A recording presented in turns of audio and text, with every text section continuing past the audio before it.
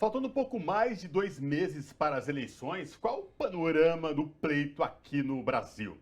Ao que tudo indica, a disputa se dará entre Lula e Bolsonaro. Para repercutir esse assunto, nós conversamos agora com a jornalista Cristina Serra. Olá, Cristina, tudo bem? Prazer falar contigo, seja muito bem-vinda. Obrigada, Cosmo, Ana e todo mundo que acompanha aqui o noticiário. É um prazer estar aqui com vocês. Cristina, a gente está pouco mais de 2 meses, quase já 2 meses do pleito. Eu queria que você trouxesse um panorama geral do que se projeta aí para essas eleições aqui no Brasil, agora no dia 2 de outubro. Cosmo e Ana, eu acho que a menos que aconteça algo muito surpreendente, imponderável, né? Um fato que não se pode prever, né? As pesquisas já mostram um cenário muito consolidado, com duas candidaturas principais: a candidatura do ex-presidente do PT, Luiz Inácio Lula da Silva, e a candidatura do presidente Bolsonaro. Temos também candidaturas com fôlego menor, bastante limitado: Ciro Gomes, do PDT, Simone Tebet, do MDB. Agora, o que a gente pode ter nos próximos dias, né? E isso nós estamos falando em função de um noticiário bastante fresco, bem recente, né? André Janones, do Avante, pelo Twitter, já está conversando com o ex-presidente Lula. É um percentual pequeno, mas numa disputa como essa, qualquer ponto percentual a mais na pesquisa faz diferença, né? Precisamos saber também, porque ainda há convenções a serem realizadas até o prazo final de 5 de agosto, né, como alguns partidos vão se comportar, o que vão decidir.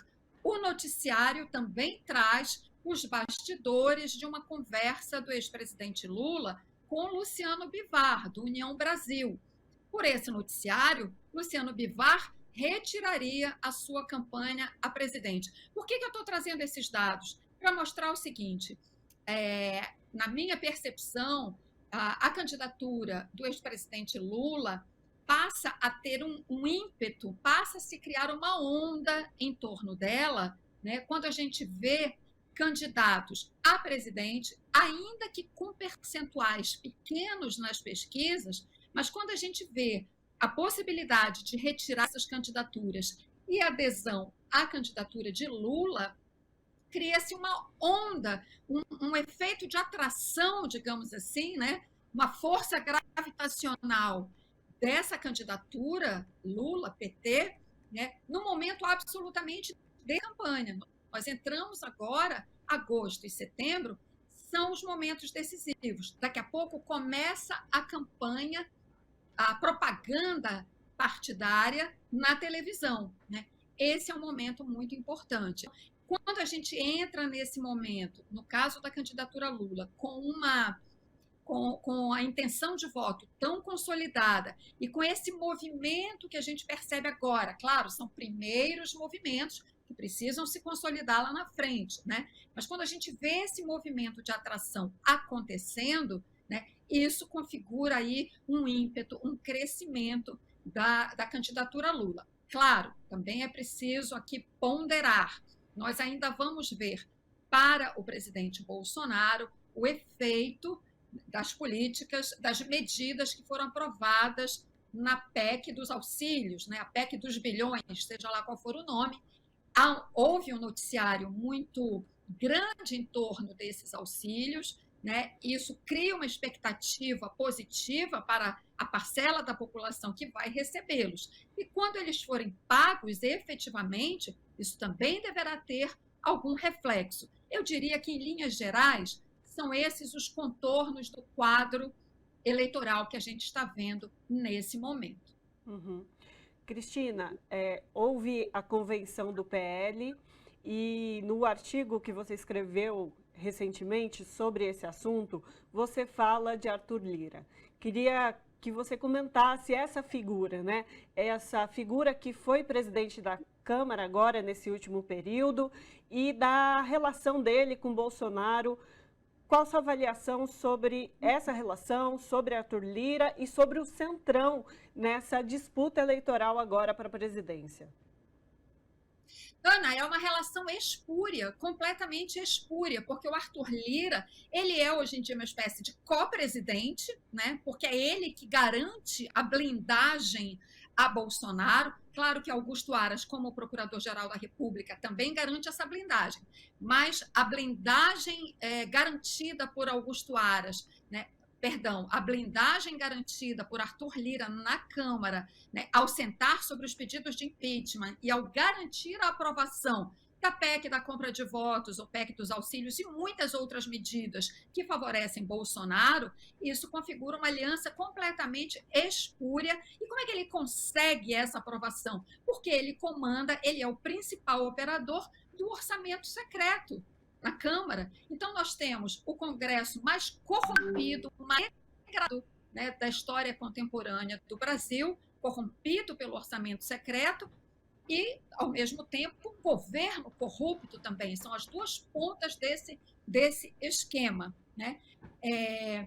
Então, Arthur Lira tem esse peso na sustentação de Bolsonaro, que, de fato, confere a ele um poder pouquíssimas vezes visto na Câmara para um presidente dessa instituição. E, claro, ele trabalha também para se reeleger, né? O primeiro mandato dele termina em fevereiro de 2023, mas também já se sabe, por articulações de bastidores, que Lula trabalha para ter outro presidente da Câmara. Claro que o discurso de Lula é de não interferência na eleição para a Câmara dos Deputados, né? Ele falou isso recentemente numa entrevista para o portal UOL, e também sabe-se, pelas articulações de bastidores, por tudo que está vazando, inclusive, dessas articulações, que essa aproximação com Luciano Bivar, da União Brasil, Bivar retiraria sua candidatura para presidente, seria candidato a deputado federal, né, com a possibilidade de ser um nome para a presidência da Câmara que conseguisse fazer frente a Arthur Lira. Então, são desdobramentos que, obviamente, a gente vai ter que acompanhar. Ainda tem muita água para passar debaixo da ponte até a eleição do próximo presidente da Câmara, mas o que for acontecer lá em fevereiro de 2023 já está sendo articulado neste momento. Cristina, eu queria te ouvir agora num contexto sobre a PEC eleitoreira, né, que dizem a PEC dos auxílios, que vai injetar aí muitos recursos vindo do governo no atual presidente. Não poderia, porque estamos em ano eleitoral, mas enfim, o Congresso, com a ajuda do Centrão, possibilitou isso a Bolsonaro. Nunca nós chegamos a um momento de eleição para presidente da República, faltando um pouco mais de 2 meses, com estabilização de candidaturas, né? O presidente Lula, agora, último Datafolha, 47%, com possibilidade de vencer no primeiro turno, com 52% dos votos válidos. Essa instrumentalização dessa PEC dos auxílios pode trazer algum resultado, alguma diferença? Ou as pessoas já estão estabilizadas, já estão decididas exatamente de como vão votar? Qual a tua avaliação sobre isso? Eu acho que sim, a gente deve esperar alguma diferença, mas não suficiente para abalar esse quadro de consolidação que a gente tem, porque, como você falou, Cosmo, neste momento, já ter um quadro tão consolidado, realmente, a esta altura da campanha, faltando 2 meses para o primeiro turno, é de fato uma coisa, não é tão comum a gente ver essa construção, né? É tão evidente. Agora, o pagamento dos auxílios, de fato, deve ter alguma repercussão, porque isso traz algum alívio para quem está em situação de desespero. Nós estamos falando de um país com 33 milhões de pessoas passando fome. Agora, tem o impacto da inflação também sobre esses auxílios. Então, o efeito desses auxílios talvez não seja tão grande, né, para mudar esse quadro. Então, de qualquer maneira, é importante a gente frisar aqui uma coisa. Por que eu estou falando isso? Essas pesquisas, sobretudo a Datafolha, que é a pesquisa mais recente, mostra que, nos números gerais, não houve uma alteração de fato. Os números são estáveis nas intenções de voto para todos os candidatos. Mas quando você vai ler ali as faixas, né, os microdados, digamos assim, você vê que Bolsonaro teve uma pequena melhora entre mulheres, que é o público onde Lula é mais forte. Ele teve uma pequena melhora na população mais pobre, que é onde Lula é mais forte. Isso já é um reflexo de todo esse noticiário em torno dos auxílios. Quando o auxílio chegar, isso deve ter também mais um reflexo. Agora, a vantagem de Lula até o momento é tão grande e tão consolidada que talvez esta melhora não seja suficiente para abalar a dianteira de Lula, que de fato parece muito sólida. Agora, foi aquilo que eu falei bem no começo da nossa conversa. Nós estamos analisando esta fotografia do momento e fazendo projeções, considerando um quadro, digamos assim, normal de temperatura e pressão. Mas a gente sabe que num cenário como este, pré-eleitoral, em que já houve episódios muito sérios, muito graves de violência na campanha eleitoral, né, um fato novo, surpreendente, inesperado, pode provocar um impacto que agora nenhum de nós é capaz de prever, né?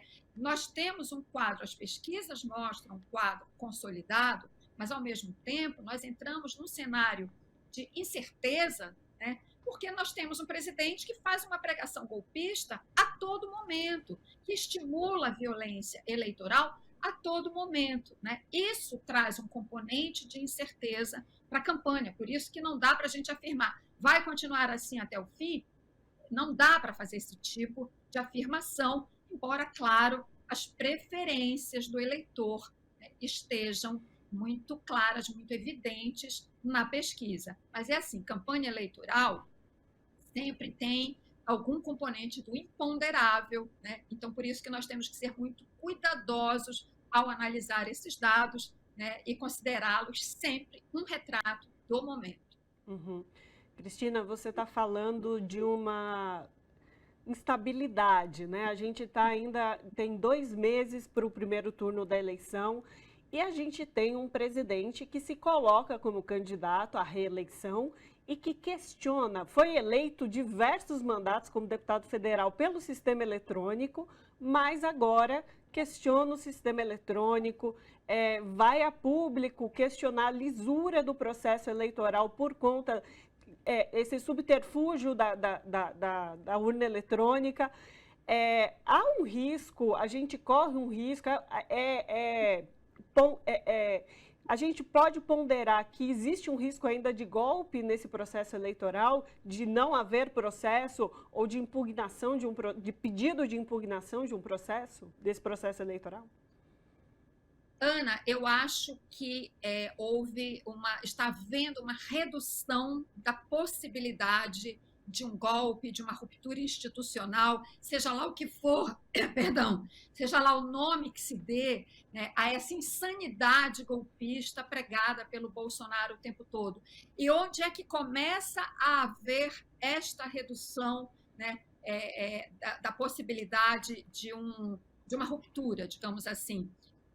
A partir do momento em que está havendo uma reação muito forte à pregação golpista do Bolsonaro, sobretudo a partir do momento em que ele convoca aquela reunião com embaixadores, representantes diplomáticos no Palácio da Alvorada e faz uma pregação golpista para o mundo. Aquilo, de fato, é uma cena surreal, é um contrassenso, é uma total inversão da lógica política elementar. Um sujeito que foi eleito seguidas vezes, inclusive eleito presidente pelo sistema eletrônico, ele vem e ataca esse sistema. A partir dali, claramente, a minha percepção é que houve uma mudança de chave, né, neste cenário político eleitoral. E aí são reações importantes, que, em resumo, a gente pode dizer, basta Bolsonaro. Dessa linha nós não vamos passar, porque todos, eu estou falando, claro,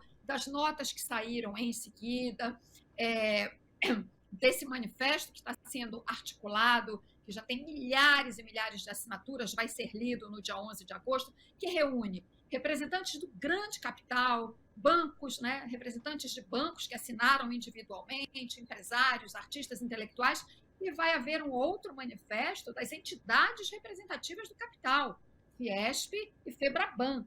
Claro que não é uma articulação unânime. Há setores da indústria, do capital, que não vão assinar. Mas aqueles que estão assinando, que são representantes absolutamente significativos, importantes dos setores que eles representam, estão dizendo: chega, nós estamos aqui para defender a democracia e o Estado democrático de direito. Então, quando você vê essa reação da sociedade, você começa a reduzir as possibilidades de qualquer aventura alucinada, né? Então, para ser bem objetiva na resposta à sua pergunta, Ana, eu vejo que havia uma possibilidade maior que está sendo reduzida. Eu acho isso muito animador, a sociedade brasileira demonstrando uma capacidade de reação ao golpismo, né? Mesmo pessoas importantes que declaram ter votado em Bolsonaro em 2018 e agora dizem: não vou repetir este erro. Então, isso é um sinal muito importante para toda a sociedade, né, de que o Brasil não aceitará o golpismo. E isso, claro, traz um efeito tranquilizador, a meu ver, para a sociedade. Isso muda a chave do momento da campanha eleitoral que nós estamos vivendo, que estava indo para um caminho de violência.